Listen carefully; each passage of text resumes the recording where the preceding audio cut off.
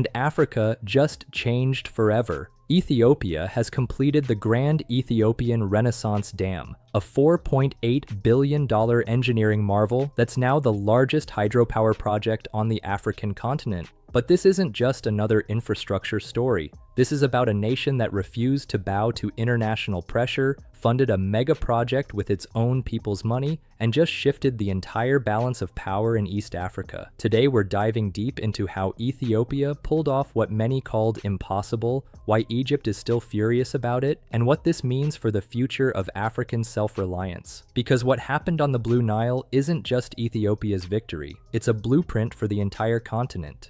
Let's start with the numbers that matter. The Grand Ethiopian Renaissance Dam, or GERD as it's known, stands 145 meters high and stretches 1.8 kilometers across the Blue Nile. Its reservoir can hold 74 billion cubic meters of water. When fully operational, its 13 turbines will generate 6,450 megawatts of electricity, more than doubling Ethiopia's current energy capacity. But here's what makes this truly extraordinary. Ethiopia did this largely on its own. While other African nations have built major infrastructure through Chinese loans, World Bank financing, or European development funds, Ethiopia chose a different path. They turned to their own people.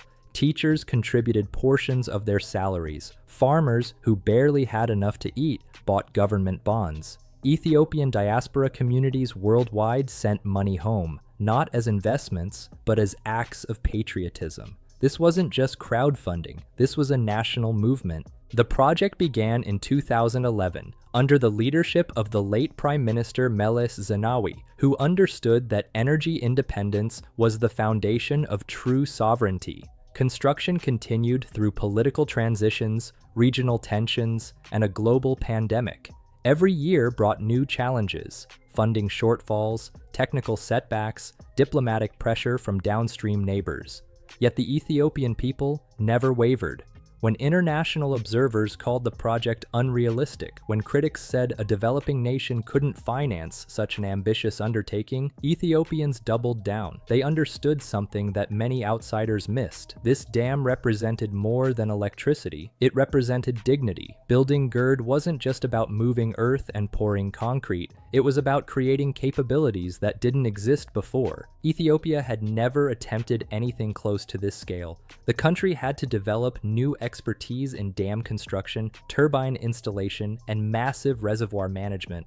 Local engineers worked alongside international contractors, learning skills that would become Ethiopia's permanent assets long after the last turbine was installed. The location itself presented enormous challenges. Benishangul Gumuz region, where GERD sits, is remote and rugged. Getting heavy machinery to the construction site required building new roads through difficult terrain. Workers lived in temporary camps for years, enduring extreme weather and isolation from their families. Then there were the human costs that rarely make headlines. Entire communities had to be relocated to make way for the reservoir. Thousands of families left ancestral lands, often with promises of compensation that came slowly or incompletely. These sacrifices became part of GERD's complex legacy, a reminder that even the most necessary developments come with painful trade-offs. But perhaps the most impressive aspect was the knowledge transfer. Ethiopian engineers who started as junior participants in the project are now leading experts in large-scale hydropower development. This human capital represents one of GERD's most valuable but least discussed achievements. From the moment construction began,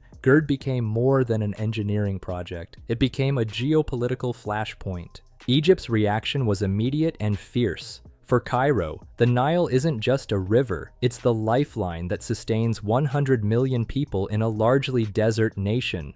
Over 90% of Egypt's freshwater comes from the Nile, and for decades Egypt maintained near-total control over the river's flow through colonial-era treaties that gave it preferential rights. GERD shattered that arrangement overnight. Egyptian officials didn't hide their alarm. Former President Mohamed Morsi declared that all options were on the table, language typically reserved for military threats. Egyptian media described the dam as an existential threat to the nation's survival. High-level diplomatic missions, African Union mediation sessions, and even backroom negotiations involving the United States and European Union failed to resolve the fundamental disagreement. Egypt's position was straightforward. Any upstream dam that could affect Nile flow was unacceptable without legally binding agreements guaranteeing Egypt's water security. Ethiopia's response was equally clear. No nation had the right to dictate how another country developed its natural resources within its own borders. Sudan found itself caught in the middle.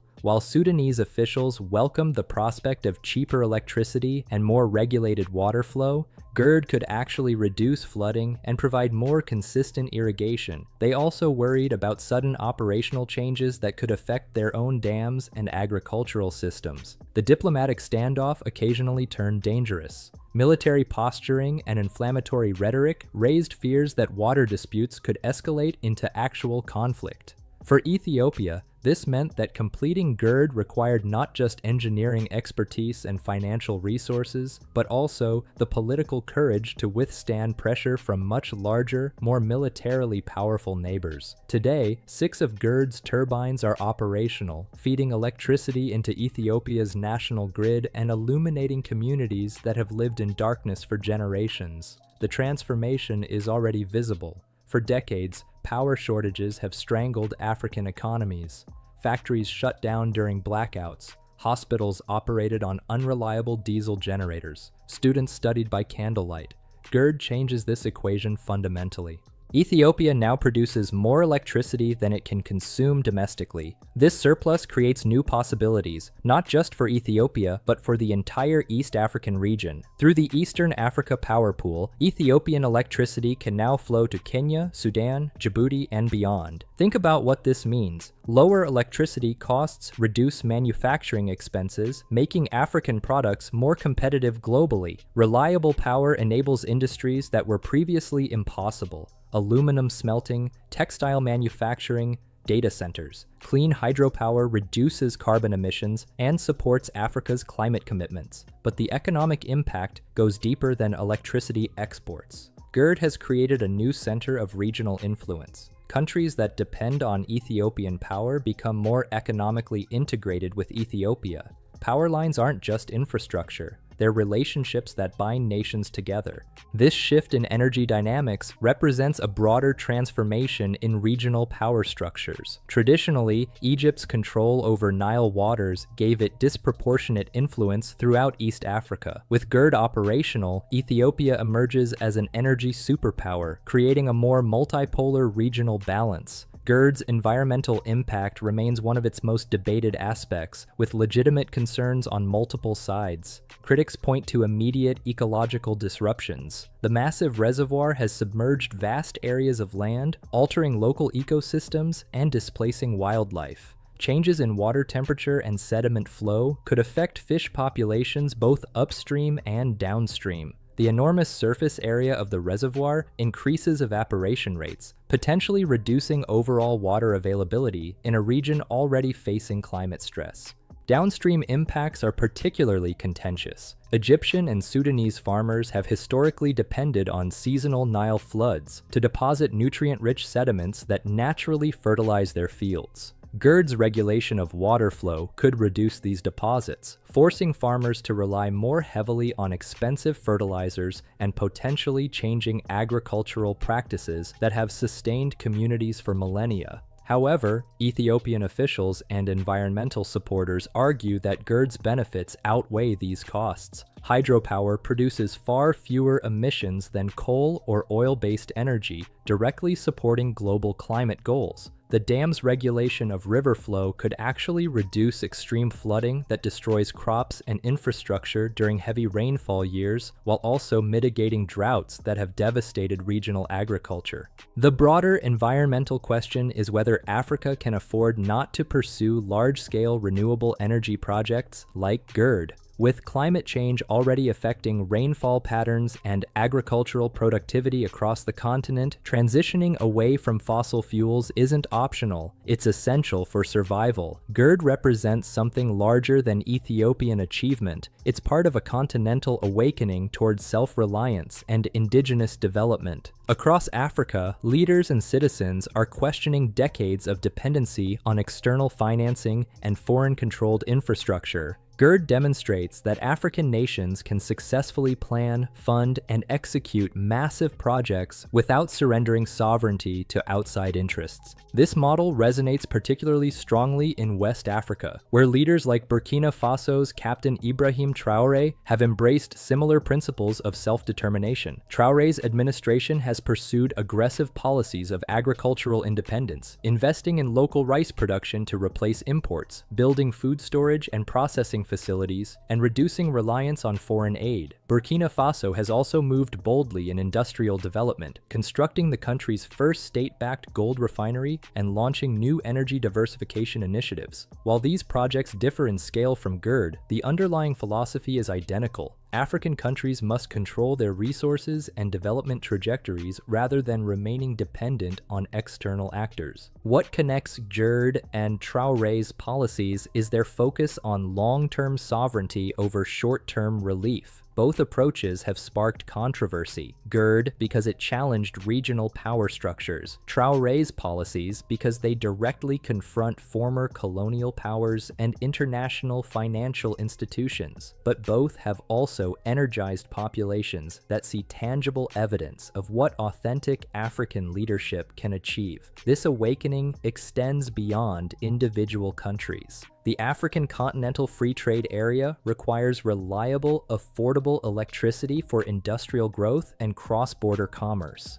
GERD positions East Africa to play a leading role in continental integration while demonstrating that Africa doesn't need to wait for external saviors. It can chart its own economic destiny. The completion of GERD offers crucial lessons for African development beyond hydropower engineering. First, domestic financing, while challenging, creates genuine ownership. When Ethiopian citizens funded GERD through personal sacrifices, they ensured that the project would serve Ethiopian interests first. This contrasts sharply with externally funded infrastructure that often comes with conditions, debt obligations, or operational requirements that serve foreign interests. Second, building local capacity during major projects creates lasting benefits. The Ethiopian engineers who gained expertise during GERD construction now represent permanent national assets. This knowledge transfer model could be replicated across Africa, ensuring that infrastructure development simultaneously builds human capital. Third, political courage matters. Ethiopia faced enormous international pressure to abandon or significantly modify GERD. Yielding to this pressure would have maintained regional status quo while sacrificing Ethiopian development aspirations. The decision to proceed despite diplomatic costs demonstrates that African leaders can successfully defend national interests against external opposition. Fourth, regional integration requires new power balances. GERD's completion doesn't eliminate the need for diplomatic cooperation on Nile management, but it does create more equitable negotiations. Egypt can no longer dictate terms unilaterally. It must engage with Ethiopia as an equal partner. GERD's completion marks the beginning, not the end, of its impact on regional development and continental integration. Managing the dam's benefits requires sophisticated diplomacy. Ethiopia must balance electricity exports with domestic energy needs while addressing legitimate environmental and water security concerns from downstream neighbors. This balancing act will test Ethiopian leadership's ability to transform infrastructure advantages into sustainable regional influence. The environmental monitoring challenge is equally complex.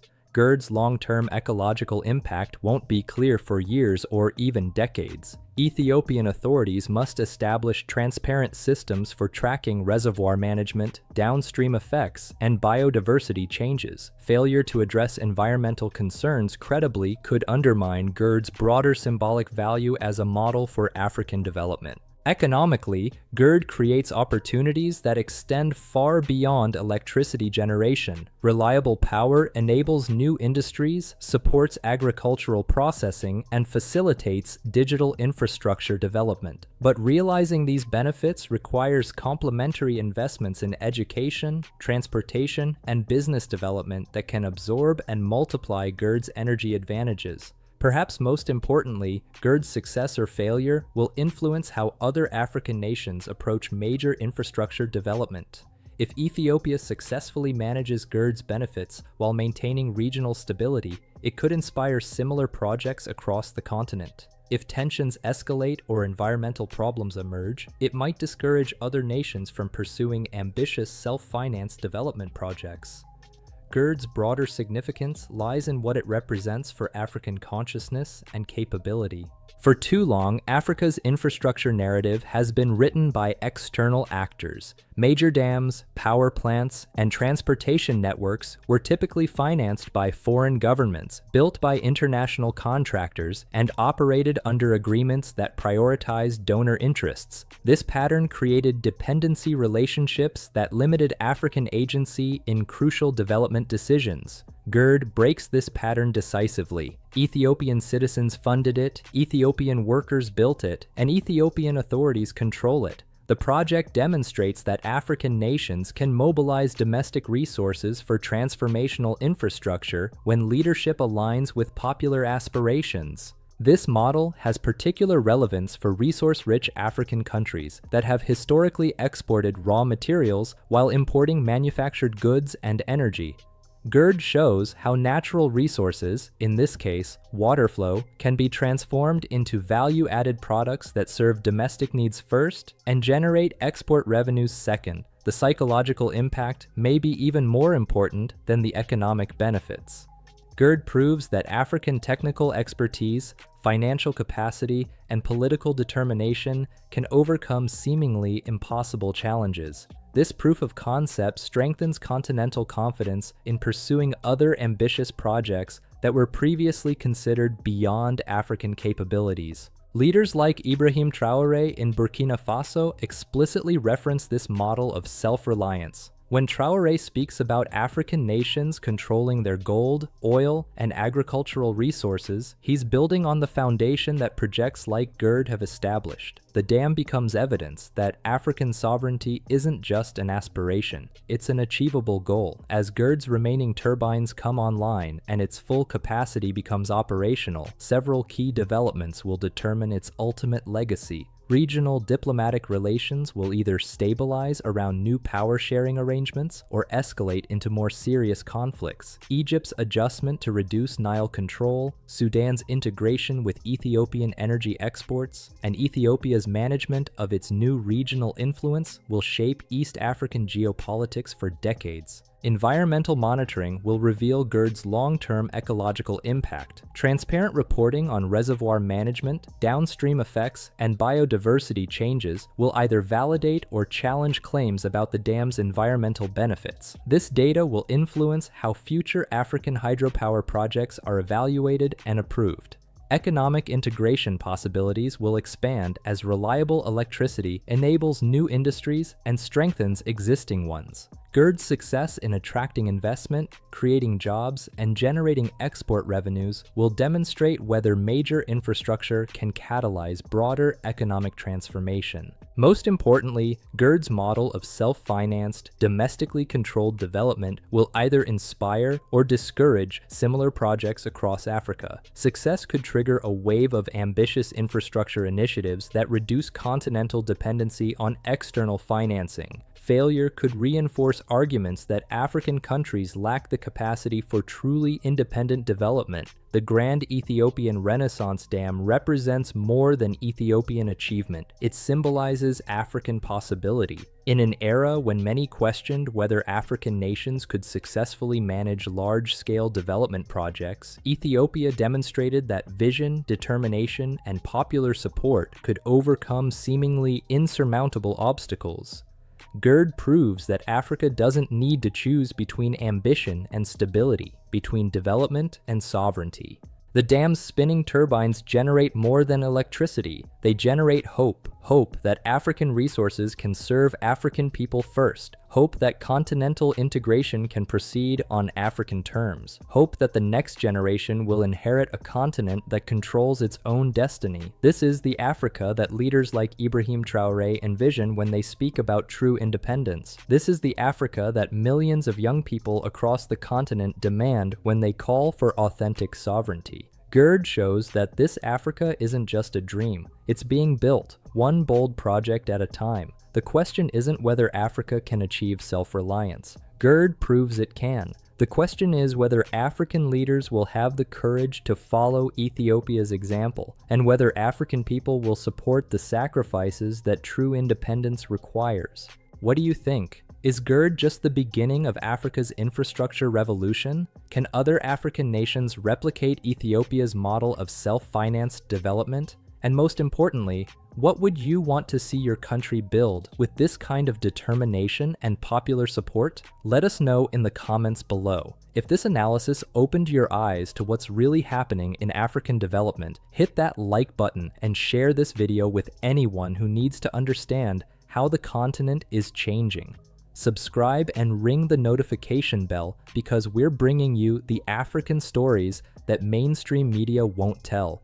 Stories of achievement, resistance, and continental awakening that are reshaping our world. The revolution isn't coming, it's already here, and it's powered by African hands, African minds, and African dreams. Stay tuned, because this is just the beginning.